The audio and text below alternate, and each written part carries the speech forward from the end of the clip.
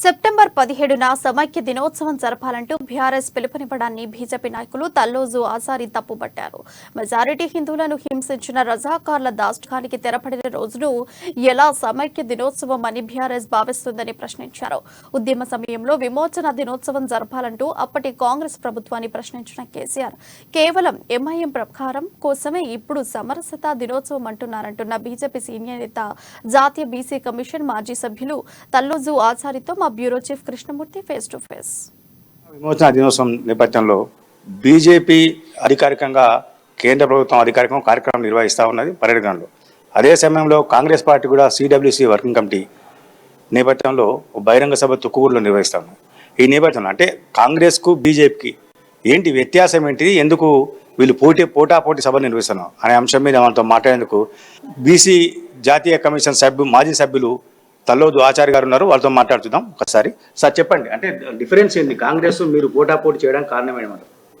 కాంగ్రెస్కు మాకు పోటాపోటీ కార్యక్రమం కాదు ఇది. కాంగ్రెస్ పార్టీ పోటాపోటీ కార్యక్రమం వాళ్ళు ఈసారి ఎన్నికలను దృష్టిలో పెట్టుకొని నిర్వహిస్తున్నారు. ప్రధానంగా భారతీయ జనతా పార్టీ అనేక సంవత్సరాలుగా లాల్ కృష్ణ అద్వానీ గారి యొక్క ముఖ్య అతిథులుగా విచ్చేసి నిజాం గ్రౌండ్లో 17th సెప్టెంబర్ని ఏదైతే మన తెలంగాణ స్వతంత్ర దినోత్సవ వేడుకలని ప్రభుత్వమే నిర్వహించాలని అనేక సంవత్సరాలుగా చేసినటువంటి దాన్ని నరేంద్ర మోడీ గారి నేతృత్వంలో మన అమిత్ షా గారు ఈ యొక్క 17th సెప్టెంబర్ని కేంద్ర ప్రభుత్వము ఏదైతే అధికారికంగా నిర్వహించేటువంటి విధంగా కేంద్ర ప్రభుత్వము తీసుకోవడం జరిగింది.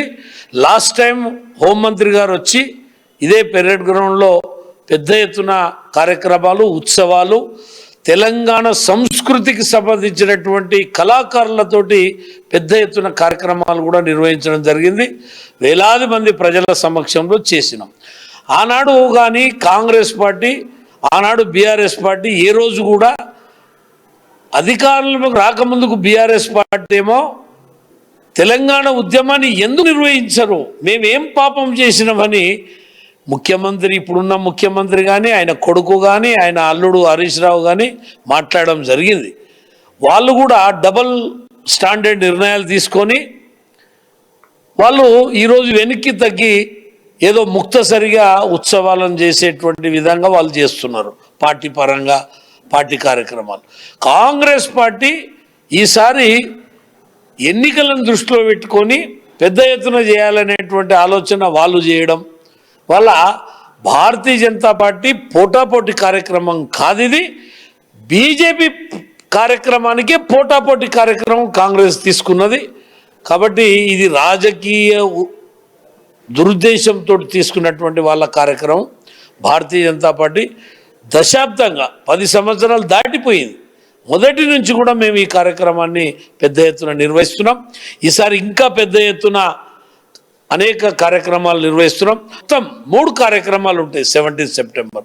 ఒకటి తెలంగాణకు స్వతంత్రం వచ్చిన దినం, రెండవది విశ్వకర్మ భగవానుడు జన్మించినటువంటి విశ్వకర్మ జయంతి ఉత్సవాలు, మూడవది మన విశ్వ ప్రజల యొక్క ఏదైతే ఆకాంక్షలు నెరవేరుస్తున్న నరేంద్ర మోడీ గారు, ప్రధానమంత్రి నరేంద్ర మోడీ గారి యొక్క జన్మదిన కార్యక్రమం ఉంది. కాబట్టి ఈ యొక్క జన్మదిన కార్యక్రమాన్ని పురస్కరించుకొని అనేక సేవా కార్యక్రమాలు బీజేపీ నిర్వహిస్తుంది.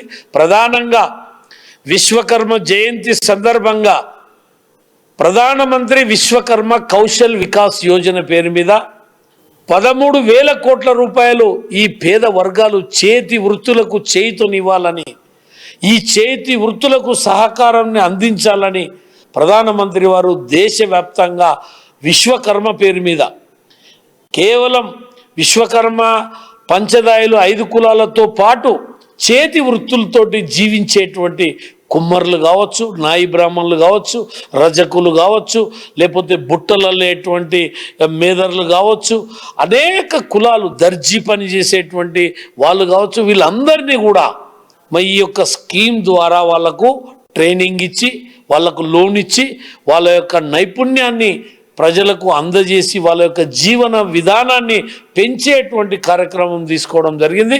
కాబట్టి భారతీయ జనతా పార్టీ మా ఈ యొక్క విశ్వకర్మ జయంతిని ప్రతిష్టాత్మకంగా తీసుకున్నాం. తెలంగాణ ప్రజలపైన ఆనాడు రజాకర్లు చేసిన దమనకాండని ఆ రోజు నుంచి భారతీయ జనతా పార్టీ ఆ కార్యక్రమాలని ప్రజలకు తెలియజెప్పి ఇవాళ కాంగ్రెస్ పార్టీ ఈ స్వతంత్ర దినోత్సవం నాడు బీజేపీ తీసుకున్న కార్యక్రమానికి అదే రోజున తీసుకునేందుకు మేము వాళ్ళని కూడా సమాయత్తం చేసినాం. ఇంకా రేపో మాపో ఇవాళ ఎంఐఎంకు భయపడి టిఆర్ఎస్ పార్టీ ప్రభుత్వము చేయాల్సిన పనిని చేయలేకుండా పోతుంది. కాబట్టే కేంద్ర ప్రభుత్వం ఈ కార్యక్రమాన్ని చేయడం తెలంగాణ ప్రజలకు గౌరవాన్ని ఇచ్చింది కేంద్రం అనేది ఇలా మనం గుర్తుంచుకోవాలి. సెప్టెంబర్ 17న సమరసా దినోత్సవాన్ని నిర్వహించాలని చెప్పేసి సీఎం కేసీఆర్ కానీ బీఆర్ఎస్ పార్టీ ఇచ్చిన పిలుపు అది జాతి వ్యతిరేకము. ఎంఐఎం ఒత్తిళ్లకు లొంగి మాత్రమే ఆ పార్టీ పిలిపిస్తున్నది.